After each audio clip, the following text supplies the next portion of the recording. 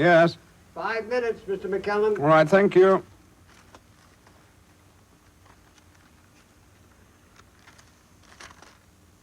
All the world's a stage, and all the men and women merely players. They have their exits and their entrances. And one man in his time plays many parts. His acts being 7 ages. First, the infant, mewling and puking in the nurse's arms. And then the whining schoolboy with his satchel and shining morning face creeping like snail, unwillingly to school. And then the lover sighing like furnace with a woeful ballad made to his mistress' eyebrow.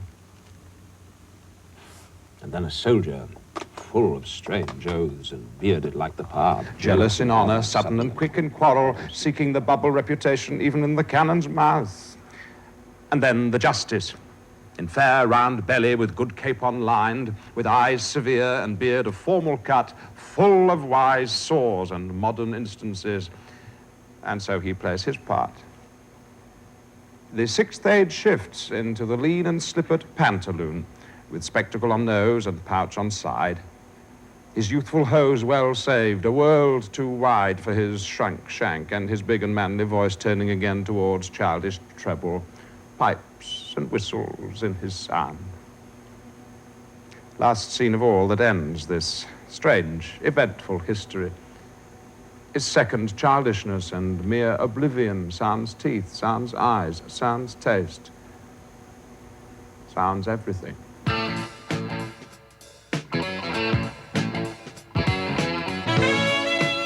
Tony Award-winning actor Ian McKellen, when he is home, lives in the old Chinatown area of East London called Limehouse. From the deck of his flat overlooking the Thames, with the Tower Bridge in the distance, he views tugboats, swooping birds and swans, and can say, "I think what is marvelous about London is all of this, and that Olivier lives here." We'll be right back with award-winning actor Ian McKellen. Ian McKellen is with us. Welcome. Welcome to Canada. Thank you. Welcome to Toronto. I suppose I should ask you, what has taken you so long? To get here? Yes. I don't know, and I must confess, I don't have a very strong image of Canada. When I drove into Toronto last Sunday, Monday morning actually, 3 o'clock in the morning, there was nothing I was looking out for. There was no landmark that I was hoping to recognize, and yet now I've been here for 2 or 3 days, I feel utterly at home. I don't know, it's a very alluring place, this city, for Englishmen who like America, because it's a wonderful blend of the, it seems to me, at early viewing, of the best of both. I don't know. But why? I don't know. It isn't easy, you know, for English actors to work abroad. But coming here doing this one-man show, I had to present to your immigration department all sorts of letters of recommendation. But then you had the precedent, Ian, of having done that in New York City so that you could win a Tony Award. Yes, I see. Well, of course, New York is very welcoming to English actors because they love English plays, and if they can get the English actors over with them, then they feel doubly happy. But Canada perhaps has a more lively sense of being in the same tradition as English theatre, but having their own homegrown talent, and perhaps it's less easy for foreigners to come here. I don't know. But there's nothing personal in it, and I promise you, I've only been here for 2 weeks, but I want to come back. Was there never an occasion when your friend and colleague, Robin Phillips, was the artistic director of the Stratford Festival of Canada, that he didn't discuss, appeal, or suggest roles you might be doing at Stratford, Canada? No, there wasn't. I only worked with him as an actor when we were both actors on television in England, and very briefly. No, I have been asked on other occasions to come and work at Stratford, Ontario, and it's never been possible. Was it during Michael Langham or John Hirsch? It was John Hirsch, I think, and... or Jean Gascon, also. Well, it could have been both, because the invitation came with quite a few years in between. I'm not sure I would want to come and intrude, really. As I say in my show, I think, on the whole, local actors should do plays for their local audiences. I think it's very difficult when actors work abroad. I think they can go and present something which they care very much about, which is theirs, they feel is very personal to them. But I don't think actors on the whole are international people. I'm talking about actors who work in the theatre. They must be able to relate very strongly to the audience. And I feel that I belong in London, where I live, and the sort of plays I want to do are plays that I hope Londoners will want to see. And being a Londoner myself now, I feel I can judge that better. It's very difficult, and I feel very nervous about travelling abroad, unless it's just with something that's already a part of me, and I wouldn't want to spend my life bobbing about here and there and everywhere delivering the gospel. I mean, it's not really my style, that. Well, in terms of delivering the gospel, your friend Alec McCowan's doing rather well with that himself. But when you say, you have a line in acting Shakespeare, and you say at one point, I'm paraphrasing because I don't remember the exact words, you do say something that sounds like, and I do believe the actor should go on the road. Yes. You saying on the road at home only? That's really what I'm thinking of, yes. I mean, there are areas of even our tiny little country, Britain, where people aren't in touch with the theatre in the way that they are if they live in London. There are plenty of regional theatres, of course, in Britain, but there are lots of villages and indeed cities which don't always get the very best of theatre.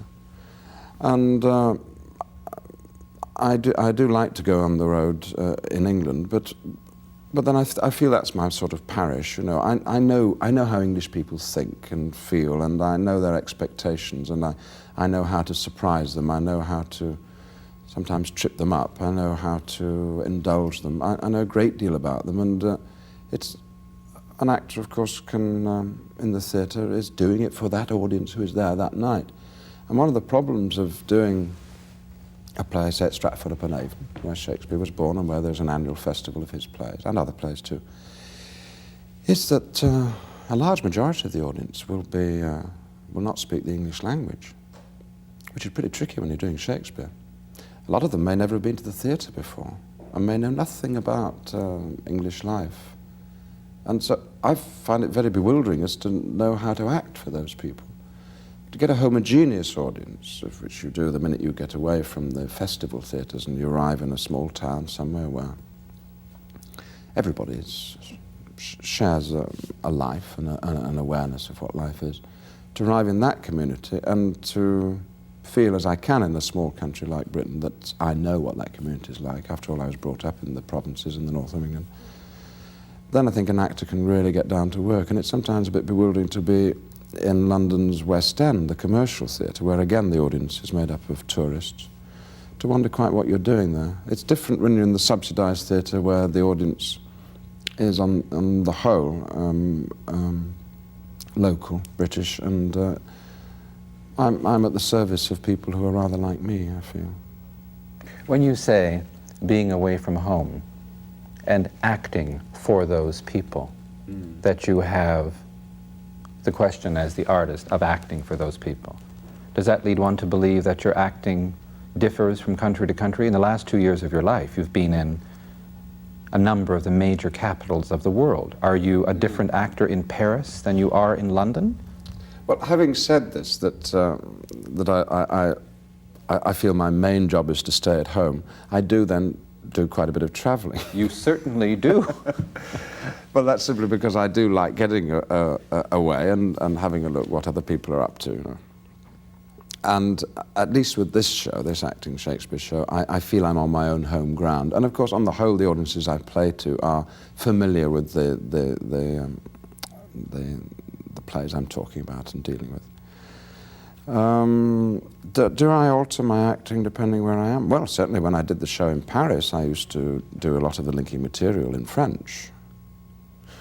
I didn't translate Shakespeare, but on the whole, I only speak English and a tiny bit of French. So yes, I think in New York I do tend to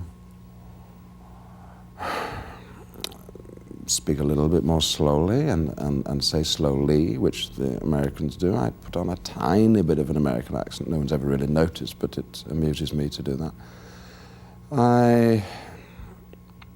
I am aware that in New York, at any rate, there's a high level of flamboyance in the theatre.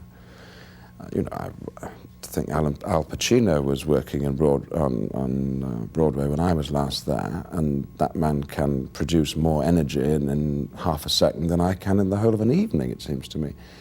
And that's what American audiences like. I know they think they also like the restrained English style, but I think I'm going out there and I'm about to burst. I'm giving so much energy, and they say, oh, he's so restrained, he's so polite in his acting. So I do try to amend it a little bit.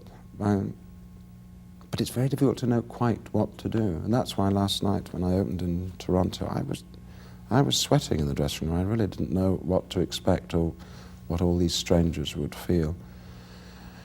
And it's a great relief when halfway through the show you think, oh, I see. I'm relaxing now because the audience is enjoying themselves, but you can never quite be sure it's going to work.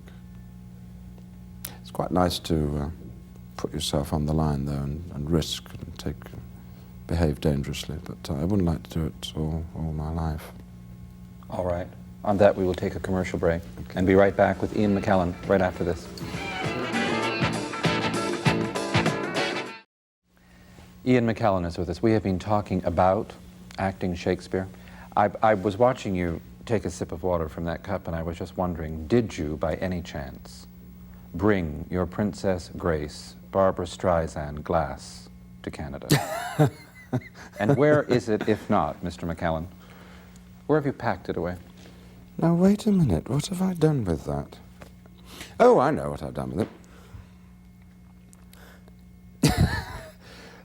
You're referring to when I was doing Amadeus, I think, on Broadway, and Princess Grace, the late Princess Grace, who, when I very first did acting Shakespeare at the Edinburgh Festival, I walked out onto the stage of a tiny little theatre, only 200 people, in a little hall at the festival there, and on the front row was Princess Grace and her son, and Burt Lancaster. And I'd never done the show before. You can imagine what I was like. I was a nervous wreck. And when I came to Richard II, a part I've played 100 times and dried in the middle, forgot my words, another actor, Richard Pascoe, who was currently playing Richard II at Stratford, kindly prompted me. It was that sort of evening. I had supper with the princess afterwards and found we had a lot in common, namely a love of the theatre, basically. And I, alas, never took up her invitation to go and do the show in Monaco, but when I did it again in New York, she was there. And the glass she had drunk out of in the dressing room I kept as Princess Grace's glass, and when Barbra Streisand later came to see the show with her husband, she too drank out of the same glass. I made sure of that. I then marked it with a little eyebrow pencil, BS I think I put on rather than PG, and kept it for my accountant in London, who is besotted with Barbra Streisand and would much rather talk about her than about my tax problems. And so when I went back after a year in England, earning myself some money, and of course him some money, I gave him the glass as Barbra Streisand's glass, and it's now being used on his dining table, I suppose. It's not mine anymore. You know, one of the things that I must compliment you on, and because of, originally, through the now defunct CBS cable, we were able to see The Promise. Oh, really? Well, did you do it on tape with Judi Dench and Ian McShane, or was it? No. You had taped that? It was before, this was sort of middle 60s, before plays in England were regularly put on videotape, and that was actually filmed. Oh, it was filmed? And Judi wasn't in it. It was another young actress, and it never got shown in England. I don't think it's ever been seen there. It never got released in the cinemas, which is what it was intended for. So if it turned up on... So CBS cable had it all. Yes. Plus there were 2 productions you had taped that were seen on CBS cable. What of? You don't know. I thought one of them... Was there a Hamlet put on tape? Oh, yes, Hamlet, yes. Put on tape. And MacBeth, probably. And MacBeth was put on tape. Now, are you... No, they were both on tape, yes. That's right. Now, the MacBeth I was very, very, very pleased with indeed, because that was a small production, a small theatre for the Royal Shakespeare Company. Trevor Nunn, the greatest director in the world, had directed it. Judi Dench, one of the greatest actresses, played Lady Macbeth. and I was playing Macbeth. And Roger Rees, who's now sprung to stardom as Nicholas Nickleby and is currently playing Hamlet in Stratford, England, was playing Malcolm. It was a wonderful cast. And we were able to put it on tape. And I don't know if you've ever seen the BBC television Shakespeare's in Canada. I know you have, because many Canadians have said how little they enjoyed them. Fortunately, I'm not in any of them, so that's all right. But this Macbeth, Trevor said to us he wanted to photograph the text. Well, he didn't mean literally the words being photographed by the camera, but he meant that there were going to be no distractions of scenery or of elaborate costumes or properties or effects. And we did it in the studio, as small as this one, with just some black surrounds, which never really registered on the camera. And there was changes of light and mood behind the characters' faces, but on the whole it was all done in close-up and deep shadows. And because it was a production we'd been doing in the theatre for 2 years, we could move into a studio in 6 days. We recorded that from scratch, and we were able to adjust our movements to ½ a centimetre to fit in with the very elaborate, no, not elaborate, simple but precise lighting. And I think Trevor achieved his end, which was to let Shakespeare's words spring out of the actor's mouth and make immediate contact with the camera. And of course, doing Shakespeare in front of a camera is very good, because when you get to those soliloquies, those moments when Shakespeare's characters are left alone on the stage in the theatre and talk directly to the audience, of course, the camera's there. The camera becomes the audience. And it's not an unsettling thing for an audience at home. They're used to newsreaders, sportscasters talking directly to them. And so I could speak all of those soliloquies and say directly to the audience, if it were done, when it is done, then will it be done quickly? What do you think about it? And some communication was possible, and I hope that Macbeth will always be shown, because it's a wonderful example of how Shakespeare can survive transference to a modern media like TV. There's not a contradiction when you tell an audience in a theater where you have a proscenium that they are the audience from audio and not spectators, as in sitting at home in front of the box. Well, my own preference is always for the theatre, and Shakespeare wrote for the theatre, and I don't think, speaking as a theatre-goer rather than as an actor, that there's anything can match the thrill of being with a group of people who are as excited about an event as I am myself, and are really communicating with what's happening on stage, if it's working. And I don't say it works more than once every 30 shows that you see, whether they're musicals or pantomimes or Shakespeare, it doesn't matter what it is. There's nothing, for my money, can match that. And but if it's got to be done on TV and reach places where people can't readily go to the theatre, perhaps can't afford to go to the theatre, then it's a very good substitute if it's done very well. All right, on that we will take another commercial break. Thank you. Be right back with Ian McKellen. Ian McKellen is with us. We have been talking about, you have been talking about a number of things and actors involved. When you tell the story, it's always wonderful to read about someone who is called great and described as the actor of his generation, and to read that you have a distinct attitude toward superlatives.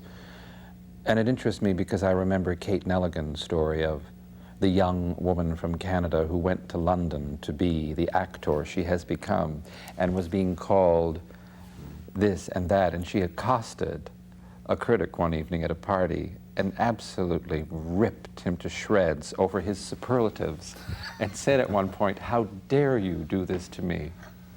Yes. She thought it was a terrible burden that someone was calling her the finest young actress in London. Yes. And I think you share some of this. You read them. I must say I have a lively interest in publicity, and of course she's a film actress now where publicity comes very easily. It doesn't come very easily to theatre people. You know, I can walk down the street in London and nobody knows who I am, and very few people care. In New York, it's quite different. Everyone knows who you are. When I got back from doing Amadeus for a year on Broadway, winning the Tony, taking Lena Horne and Elizabeth Taylor out of my arm for an evening. I went back to London after a year of all that heady stuff, and people said, "Where have you been? Have you been ill?" So any publicity I can get, I grab in England, and if that involves people saying ridiculous things about me, well, I take it. It doesn't seem to be referring to me.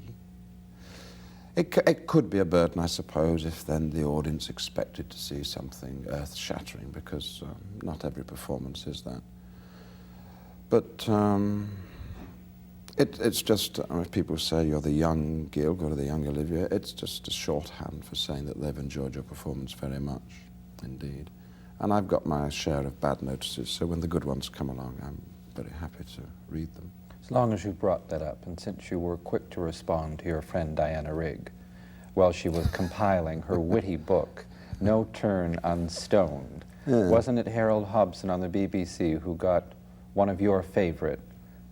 I assume it's not my favorite, and why did you give it to Diana Rigg? I didn't give it to her. I wrote a rather snooty letter and said, "Do you think why should I publicise my bad reviews?" However, since no one's going to actually watch this programme, I don't mind repeating it to you. It's Harold Hobson, a very distinguished critic who's been my champion for many a long year, actually said of my Hamlet that the best part of the performance was my curtain call. I suppose for him it was a relief that the show was actually over.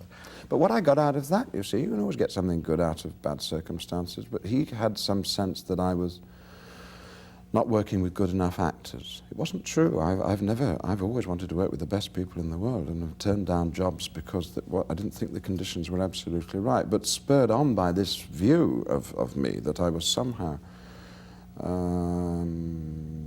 avoiding being compared with very good actors who I would be working with. As a result of his impression of my Hamlet, I started a company, or with others, started a company called the Actors Company, in which all the actors were hopefully of a high standard, playing small parts as well as big parts. Now I know you mean it when you say you've learned more from the people who don't like you than you have from praise. It's true, I think, yeah.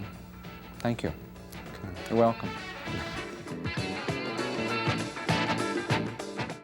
Do you enjoy being interviewed? Is it a pleasurable experience for you as an actor? Well, I thought before I became an actor that I might become a chef, and then I gave that up, and I thought I might become a journalist, and I suppose you're an example of a modern journalist, and so I'm always interested in an interviewer's technique and so on. And I sometimes like it when I've only got 2 minutes and I've got to try and sell a show and mention the name of the theatre, the Royal Alexander Theatre in Toronto, and you know, get things in very quickly. Acting Shakespeare, you'll have a lot of laughs. I do a full range of characters from Juliet to Falstaff to Prince Hal to Hamlet to MacBeth, you know. And then a more leisurely thing like this, I find some satisfaction in speaking in sentences, making sure there's a verb there somewhere. And not rambling too far off the point, as I probably am doing now. Do you want to ask me the next question? Well, that explains the enthusiasm for journalism, but are you a good chef? Do you have a well-equipped kitchen in the Limehouse section of East London? Well, if it is well-equipped, the fridge isn't always full, and I tend to do things in spurts.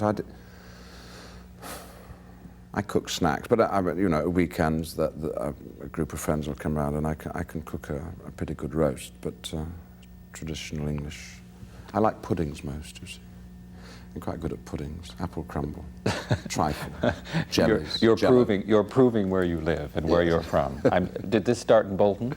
Was your father a good cook? No. No? No. My mother was as good as mothers should be. Very good. Was your father I don't know why I got into the kitchen. But really, I mean, fate pointed the finger and said, theatre, theatre, theatre. It was just, couldn't keep away from it. But both my parents, nonconformist northerners, had a rather lively distrust of the cinema as being something that nasty things could happen in the dark. Whereas in the theatre, where there's a lot of light coming from the stage, people behaved in a slightly better way. They thought, I don't know. But anyway, they went to the theatre a lot, and I used to go with them, and that's how it began. So I'm very grateful to them for that. Though neither of them was interested in performing. But your father did play piano. Yes, he did. There were always a lot of books in the house. Yes, that's true. Oh yes, I had a fabulous background from that point of view. But and fitting in with that, the fact that I went to the late lamented grammar school in Bolton. And grammar schools don't really exist anymore now that the state has taken over with comprehensive education, which has its advantages. But the school I went to encouraged people to follow their own specialty, and it was almost as good to be playing the lead in the school play as it was to be, say, being captain of the second 11 at cricket, not the first 11, of course. But theatre was considered to be important, and one was encouraged in that, and I did an awful lot of acting at schools. And so I'm very glad that that fitted in with my parents' attitude to life, that if you could do something, and you knew you could do it, then it was your duty to do it well. And before my mother died, when I was only 13 or 14, she had said to her sister that she wouldn't mind if I became an actor because actors gave so much enjoyment to people. And really that's, I think, what I'm about. I'm still trying to live up to that hope from my mother, who never actually saw me act professionally. What does it mean to you when you hear terms like actor's actor? Is there such a thing? I hear actors say it about you. You are an actor's actor. Really? Yes, really. What does it mean? After the audience you had last night and the audiences you have attracted, beyond the world of academia where you're in a university setting, and one assumes a large proportion of the audience are undergraduates with enthusiasm in theater, to be in a professional theater out of that context and to know that you have everyone who could get there that evening, from Stratford, Canada, the Shaw Festival, every local actor who could get into the theater. It was wonderful. It was wonderful. Edward Atienza came round, and I saw Edward Atienza at Stratford in England playing a dwarf in All's Well That Ends Well. He spent the whole evening on his knees. I shall never, ever forget it. He bounced around the stage and was so utterly convincing. And to have him come into the dressing room last night and having enjoyed my show, it was thrilling. Well, actor's actor, what does it mean? I suppose there are certain actors whom the public isn't too well aware of, who actors adore. In England, there was such an actor called Wilfred Lawson, who used to drink too much, but he was an overwhelming actor. I happily worked with him once, just on the radio before he died. And he didn't seem to care about fame or success, and didn't have much of either. And but every actor in London knew who Wilfred Lawson was, and he was everyone's hero, really. And there are so many actors who never hit the headlines, who are workmanlike, who devote themselves to their job, who do it extremely well, and perhaps who don't have any side of their nature which is glamorous, aren't perhaps particularly good-looking or beautiful, and but are always there. And we know that Michael Horden is such an actor. Well, now, late in his life, he's become extremely famous. Indeed, he's just been knighted by the Queen, and so he's now the public's actor. But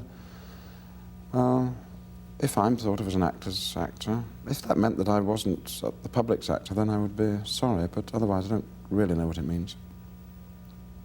When you speak that way about acting, and one thinks of the boy you were, who stood in line all night, or as you have said on occasion, slept all night to be there the next morning to purchase tickets to see Peggy Ashcroft, Laurence Olivier, John Gielgud. Well, Peggy, oh dear. I saw her do Imogen. The young girl in Cymbeline, wonderful play, fairy story, Cymbeline, one of his late plays, and she must have been 52 or something, and she was playing this girl of 18. And I was right at the back of the theatre, because that's where I used to stand. 2 and 6, it cost half a crown. And I just totally fell in love. She just had an utter radiance. I only met it again, this experience of a mature woman, utterly convincing as a young girl, when I saw Margot Fonteyn dance Juliet very late in her life.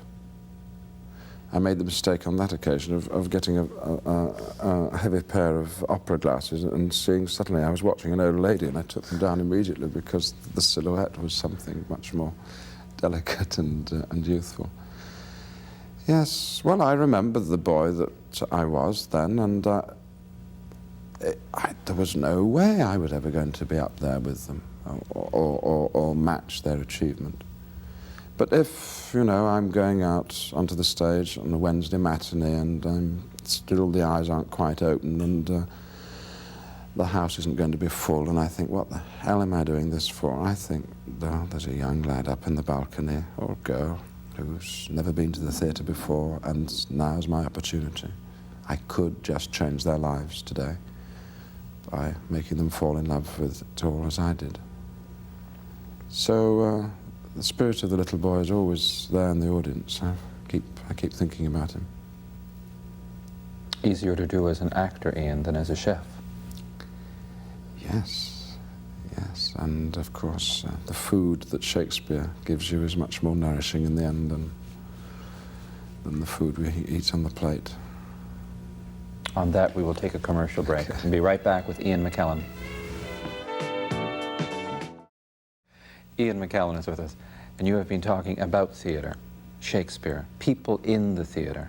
I wonder, not only because of the Antoinette Perry Award, the Tony Award, and those awards you were collecting three or four consecutive years in London, the Best Actor Award. What's important is you were collecting them. Did Milos Forman or anyone from Orion Films call you or your agent saying, we're getting ready to do the film of Amadeus? No. You never met with Milos Forman at all? Well, I met him when he came to see Amadeus because he's a good friend of Peter Schaffer's and the author, but it was quite clear and understandable that being his own man, his view of the Amadeus story would be perhaps not related either to the play and certainly not to people who had been involved in the play. He wanted to be in charge of his own view of it, and so I think it would have been very unlikely if he'd had anybody who had been in the original. Although, strangely, there are people. The original Mozart, Simon Callow, is in the film somewhere, but he's not playing Mozart. And Nicholas Kepros, who played the Emperor so wonderfully on Broadway, is also in the movie, playing another part. But I didn't play Salieri, but nor did Paul Schofield, nor did John Wood, nor did Frank Langella, so... When you originated the role in London with Martin Sherman in Bent, is it true that you knew while you were preparing to do this in London that a deal had been made in New York and Richard Gere would do the New York version? Yes, I did know that. It was... I was on tour with the Royal Shakespeare Company playing Toby Belch in Twelfth Night. I can play fat parts on occasion. And Andre and the Three Sisters, another fat man. And a friend sent me this script out of the blue and said, I wonder what you think of this play. It was Bent. And I didn't read it for about 3 months. I didn't have time, or perhaps less than that. 3 weeks. And I read it and instantly liked it. Showed it to a friend who said, you must do that play, it's absolutely wonderful. Then there was a long gap, and I waited till the end of that tour and said, what is this play? Who's going to do it? Why can't we do it in London? And during that time, I think Martin Sherman had lost hope of anyone ever doing it in England. He'd sent it to a number of actors and directors who'd all turned it down. And the man who'd sent it to me happened to be a director and said, well, if you like it, I think probably we could do it in England. And so we did, but the Broadway production was already set up. There didn't seem any reason why we shouldn't do it in England if the author was willing. And it being an American play, written by an American, all the rhythms were American, it would have been perverse, I think, if a group of, or even one English actor had gone and played it on Broadway. You remember the trick of the opening scene, which seems to be taking place in modern day, the modern world, and seems to be in whatever country the play is taking place, whether it's England or America. It's only at the end of that scene you realise the play is actually set in Berlin in 1933, 4, 5. And So if it was going to be done in New York, obviously it should be convincingly New York accents that one was hearing, and equally in London should be English actors. So I never felt any proprietary control over the part, and I'm sorry it's never been filmed, and perhaps if it were filmed, I would like very much to do it, and I'm amazed it hasn't been filmed. I think it would make a wonderful, wonderful movie. There was a plan at one point. Fassbinder was going to do a film version of it. He was, and then he went off the idea, and then Costa Gavros was going to do it, and after the film Missing, which was a huge success, he decided he'd do something else. So anyone with a bit of money and a lively sense of what's possible and a bit of daring should pick that script up. It's been a hit all over the world, you know. It's recently played in Israel. And I know some Jews didn't like the play because they felt there was too much attention being given to the persecution of homosexuals in Nazi Germany. And but of course the Nazis persecuted so many people, not just Jews and gays, but gypsies and politicians and Catholics, priests, that this was the story of just one group. And however, the Israelis have taken to bent with enormous enthusiasm and recognized in the story of the persecution of gays that, of course, it is just an example of fascism, and the Jews were only one group who were mindlessly persecuted. When I ask you about Milos Forman or any of Saul's aunts or the executives who've made the film of Amadeus approaching you to recreate Salieri, I also think of the sequence of disillusionment you felt in film, whether one goes back to Alfred the Great or the comments you've made about working with Sandy Dennis, and thank you all very much, which weren't very positive. But perhaps it goes all the way back to the night that Tony Richardson got you drunk on gin, and at the end of the evening promised you were about to star in the film version of Ned Kelly. So you took yourself You're a off. wonderful interviewer. You make me feel as if we've known each other for years, and I know we've only just met once before this occasion. Well, yes, he did get me drunk on gin, and I'm extremely grateful to him because I've never touched gin since, as a result. Really? Yes, but, well, he offered me the part of Ned Kelly, and he said, of course, Ned Kelly, the Australian hero, was a tough boy, and he was a boxer, and you've got to go and build your body up, and I did. I went to put some 2 inches around each biceps, which you can do rather quickly, actually. And then I learned how to ride horse. And just one day when I was in the gym going through this preparation, I picked up a newspaper and read that Mick Jagger was going to play Ned Kelly, which he did do. He didn't put any muscles on his biceps. I don't think he ever rode a horse. And much as I admire Mick Jagger in other situations, he wasn't very good in the film, and I think I would have been better. Many actors would have been better. So, yes, I regret I've never done more films. I began to think that I was no good at film acting. It is different from theatre. Boring to hear actors go on as to why it's different, but it is. And I always enjoy filming. I know a film I made for British television called Walter, about a mentally handicapped man, was shown in Canada. I was very, very pleased with that, and that proved that I could act in front of film. And I'm still waiting to hear that I may have the chance to be in the film of Plenty, which Canadians won't be pleased to know is going to star Meryl Streep rather than Kate Nelligan. But if they can organise the schedule so I can do it and fit it in with my responsibilities at the National Theatre, I will get to spend 3 days filming with my heroine, Meryl Streep. And so films have not entirely left me behind. I think it's ironic that we're talking about Tony Richardson, Ned Kelly, and the name Mick Jagger has to come up. And yes, I think, never mind Canadians, I think anyone who saw Plenty in London or New York would express disappointment that the play David Hare wrote for Kate Nelligan is being played by a movie star whose name raised the financing to make the movie. As Fred Skepsey, the Australian director, said, yes. No Meryl Streep, no financing. Yes, I can believe and that's Sting true. is involved, so you have another rock star. Yes, and Tracy Ullman, who's another popular singer, is also going to be in it, and also John Gielgud, and maybe me.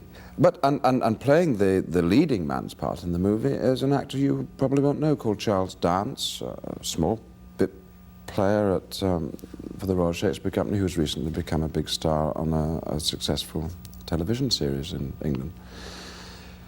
Well, what am I to do? You know, am I to go out and become famous so I can play all these wonderful parts in movies? Well, I can play these wonderful parts in the theatre without being internationally famous, and you settle for what you can get. There are very few, well, you don't settle for what you can get, you have regrets, but I've no real grumbles. There are very few actors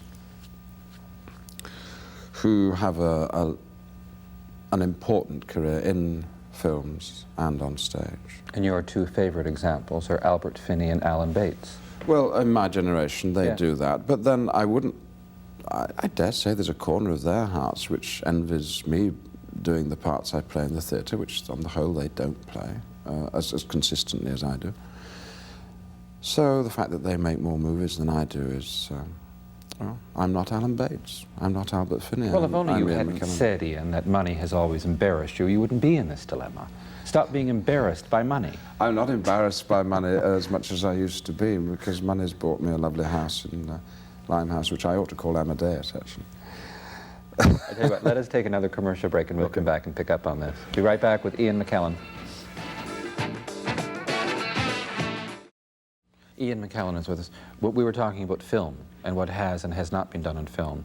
I don't think it's ever too late to compliment an actor on something extraordinary. And I realize the commercial fate that befell Priest of Love, but I still feel that you, and through you and Christopher Miles, along with Janet Sussman, who played your Frida, and Ava Gardner, whom you met in a swimming pool in a one-piece bathing suit and said, "My God, it's Ava Gardner coming at me." It was wonderful. Didn't you become good friends on that, Ian? We did. Oh, God, she was wonderful. She lives in London, you know. I'd never met her. She looks back on her Hollywood days, I think, with enormous regret that she didn't do more of what she wanted to do. She always wanted to go into the theatre and was never allowed to, because the studio said, no, you're a star, you can't go and learn how to act in the theatre, which would involve playing small parts. I think she did the movie because Janet and I were established theatre people. And there we were in the depths of Mexico, Oaxaca and Tlacalula, was it called? Fly-blown landscape, but all sharing a caravan. There was one point when she and Janet Sussman and their dressers and Penelope Keith, an English actress, and I think somebody else, were all sharing a tiny little caravan which was used by the entire Mexican crew for their restroom. And there was Ava Gardner lying in the middle of that, covered in flies, and just having a wonderful time, entertaining everybody. She was a real trooper, and so she called up Frank every so often and complained, and I think maybe he got on the phone to the producer, but she was wonderful, and I've not seen her since. She's such a private lady, but I remember that with enormous affection, and my God, can she act in front of the camera, and she doesn't know it. She insists she doesn't know what she's doing. Have you ever sat down with your friend from Cambridge, Derek Jacobi, Yes.